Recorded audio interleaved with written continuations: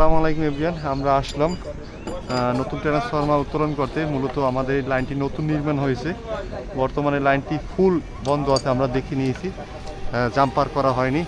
আমরা প্রথমেই গ্রাউন্ডিং করে নেব কাজ করার শুরুতে।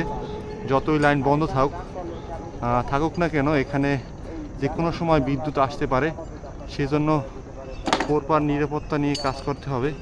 সেই জন্য দেখতে পাচ্ছেন আমি গ্রাউন্ডিংটি করতেছি। এটা ফুল টাইট দিয়ে নেব। খুব টাইট হয়ে গেছে। এখন আমরা দেখে নেব যে এখানে বিদ্যুৎ আছে কিনা। এখানে বিদ্যুৎ নেই। এখন আমরা উপরে উঠবো।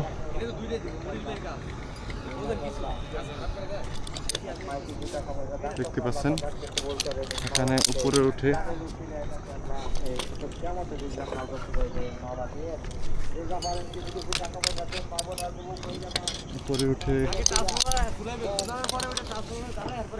তারপর এখন আমরা এই যে গ্রাউন্ডিংটি আছে দেখে নিয়েছি ভোল্টেজ ডিটেক্টরের মাধ্যমে।